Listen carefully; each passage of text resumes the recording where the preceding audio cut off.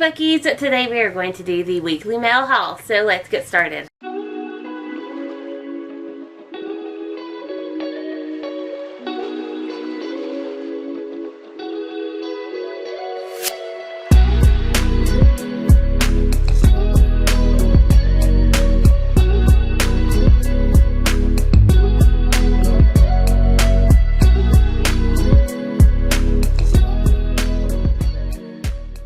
Yes, I do look a little crazy. I've been working on getting the house clean.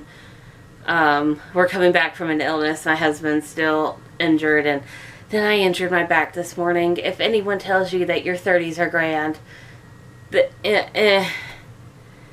your body starts rejecting you after your 30s. Anyways, I don't have a lot of mail, so this is going to be a quick video, but I do have some and I want to show it off. So I started following this pen shop that my friend Colby, I will link her down below, and her code for this shop down below. I don't know if she's still a rep. I'll try to figure that out.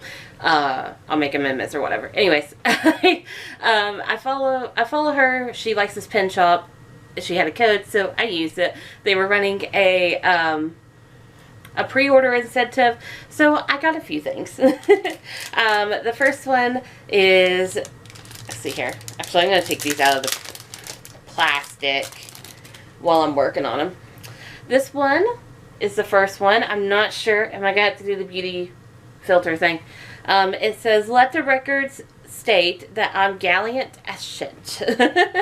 And this one, I have to pull them up because I'm horrible with figuring out where pens are from. But this is actually from Delilah Green Doesn't Care by Ashley Blake.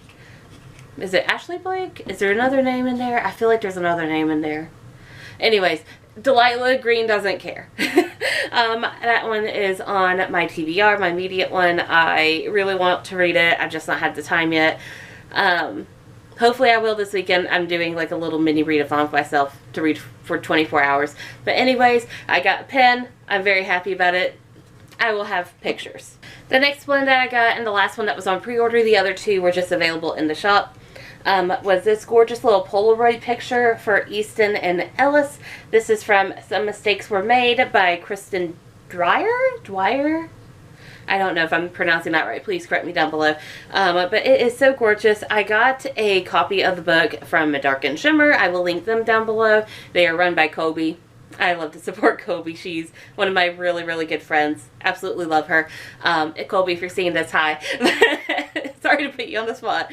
But I got a copy of that book from her shop, and then I saw that they were having a pen pre-order and the Azarose pens, so I had to get one. I feel like I'm going to really love it. I just need to get to the book and read it. This next one is one from a book that I actually read.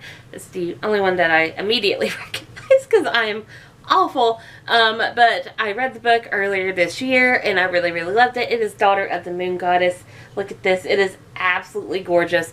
It says, "There are no prizes in the game of hearts." If you've not read Daughter of the Moon Goddess, it is a hugely good book.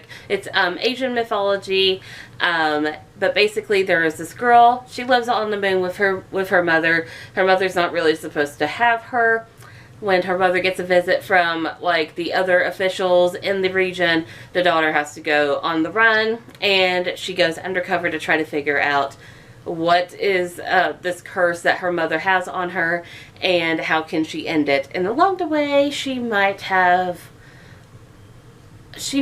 you know, get entangled in a love triangle. It is adult, but like there's not a lot of like overt romance. There's no sexual content. You know, I don't even remember there being any. Basically, what I'm trying to say is if a 12-year-old is reading ACOTAR, they could read Daughter of the Moon Goddess. That is my personal opinion. Please don't take this as permission to get your parents' permission. Whatever you have to do, don't get in trouble because of me. I can't bail you out. But if your parents are permissive, I'd recommend Daughter of the Moon Goddess. It is an absolutely beautiful book. The Asian mythology is rich, and it is so well written, and I can't wait for the next book. I'm just, I'm craving it right now. I love this pen, by the way. Alright, this one took a bit of searching, but I finally figured it out, and I'm glad I ordered this one because I actually love the book as well. I read it last year. I believe, last year. It is The Nature of Witches, and look at this beautiful pen. I know you probably can't see the writing really well, so I will say what it is in a second. But it says, there are as many kinds of love as there are stars in the sky. It's so pretty. I love it. I loved The Nature, which is basic, and I talk about this book all the time, but basically this book is about a girl. It's set in a world where there are witches. It's very well known. It just happens. And the witches' powers come from seasons. So when you're born, you're either like a summer, a spring, an autumn, or a winter witch. Meaning that when that season rolls around, your powers are amplified. And they correspond with like the rising moons and stuff like that. It's a really, really good world building book. If you're wanting an example of really good world building, that book. Anyways, our main character, she is powered by all the seasons. She is mega witch, if you say. Her powers are not dependent on the season, and her whole personality changes with the season. So like she kind of is a like one personality trait is domineering in summer. When it rolls around the fall, she's very, very different. Her powers are a little bit different, but overall she can control anything. And the main plot point of the book is that there is an upcoming event that they are very, very concerned about, and they would like their mega witch to be at her peak. But because of an event that happened in the past, she's not really wanting to have anything to do with her powers. They have caused more harm than good, and so they are training her, and they employ a couple people to try to help train her up and her powers. So it's basically a lot of overcoming grief, and a lot of emotions and stuff like that. It's a really good book. I highly recommend that you read it. And the main protagonist is bisexual. I love it. For the rest of the week, I got just a handful of books. Very excited to read all of them, but my favorite one that I am so excited to read is The Honeys by Ryan LaSala. I have been anticipating this one for so long. I loved Ryan LaSala's Bedazzled. That is probably my favorite of the ones that he's published so far. Bedazzled, followed by, what was that other one? Reverie. Reverie was pretty good. It's more of an urban fantasy. I'm not really a big urban fantasy type of girl, but it's really good. He is an LGBT writer, so all of his characters, or his main characters at least, are LGBT. This one is no different. The back says, Mars has always been the lesser twin, the shadow of his sister Carolyn's radiance, but when Carolyn dies under horrific circumstances, Mars is propelled to learn all he can about his once insufferable sister who'd grown tragically distant. Mars's gender fluidity means he's often excluded from the traditions and expectations of his politically connected family, including attendance at the prestigious Aspen Conservancy Summer Academy, where his sister poured so much of her time. But with his grief still fresh, he insists on attending in her place. What Mars finds is a bucolic fantasy, folksy charm, and rigid gender roles combined with toxic preparatory rigor in a pristine, sun-drenched package. So many fancy words. Mars seeks out his sister's old friends, a group of girls dubbed the Honeys, named for the beehives they maintain behind their cabin. They are beautiful and terrifying, and Mars is certain they're connected to Carolyn's death. But the longer he stays at Aspen, the more the sweet mountain breezes give way to hints of decay. Mars's memories begin to falter, bleach beneath the relentless summer sun. Something is hunting him in broad daylight, toying with his mind. And Mars can't find it soon. It will eat him alive. So this sounds like a bit of fantasy, but I think it's mostly going to focus on like the mystery aspect of this.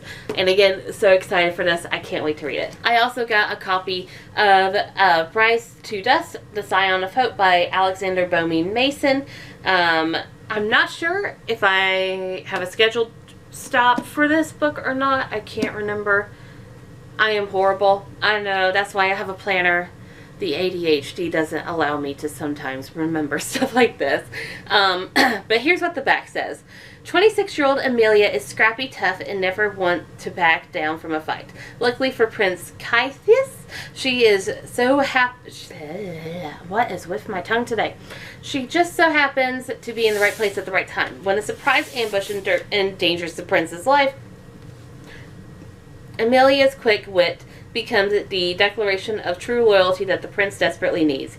As a show of gratitude, the prince offers Amelia the position of general of the royal army, catapulting her from poverty to prominence in the blink of an eye. Okay, there is this book so long ago, like when I was a teenager. Basically kind of the same thing. I think it was by Meg Cabot. People might start realizing what I'm talking about. I can't remember the book title. I might pop it somewhere on this screen if I remember when I'm editing. But no chance of that. If you know what the book is, please write it down below. But basically, the president is visiting this girl's school, and there's a shooter, and she saves the president, and then she gets thrown into prominence. This kind of sounds like a fantasy version of that. Anyways, however, as Amelia acclimates to her new status, the court does not return to the peace that previously existed. After a sudden assassination and betrayal throws the prince onto his throne, him and Amelia must embark on a quest to track down his father's killer. Yet a very dark magic lies in the hands of the enemy that can overthrow the throne and destroy the entire kingdom. Can Amelia and the prince adjust to their new roles without losing themselves along the way? It sounds really good.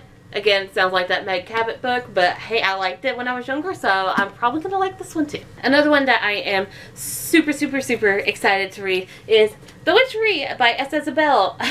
I have had this on my iOS for so long, and so now I get to read it. I wasn't waiting for a physical copy, but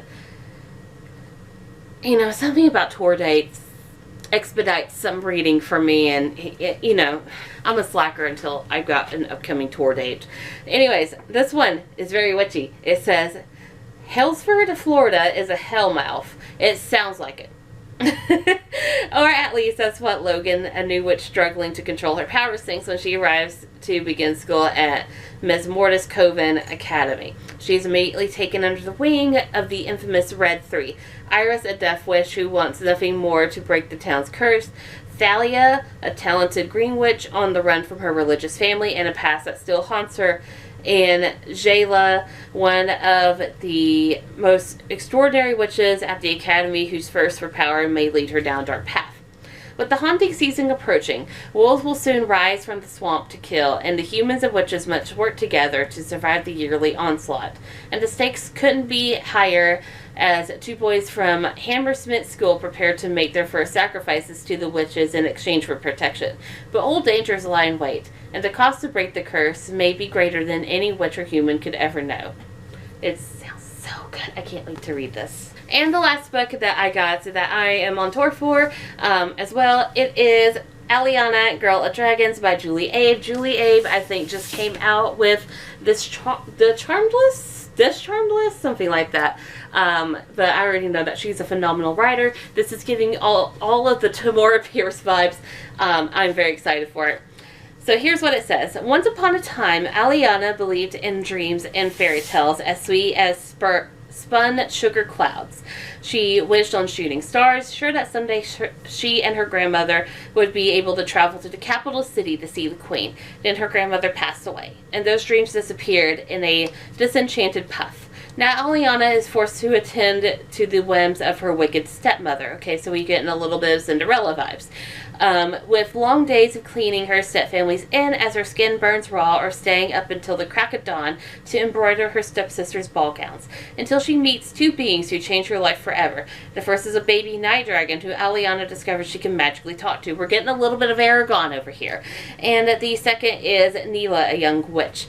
Neela needs Alliana's help navigating a mysterious abyss filled with dangerous beasts, creatures Alliana understands better than her own stepfamily. This is the chance for Alliana to finally break free of her stepmother's shadow and to seize a chance at a life she's barely dared to hope for. But there's a risk. If caught, Alliana will be stuck working for her stepmother for the rest of her life. Can Alliana truly make wisp of dreams into her own better than a fairy tale happily ever after? I'm so excited to read this. So many vibes. I really, like, I'm in the middle grade, guys. Sometimes when you're just depressed, I'm just going to say it. When you're depressed and anxious as shit, a middle grade book, it's just, it just hits. It just hits. So that is everything that I got from the mail this week. Again, it wasn't a lot, but I have a lot of good books, and I got some really cute pins I can't wait to take pictures of. But yeah, that is it, everyone. So thank y'all for watching. I'll see you again. Bye.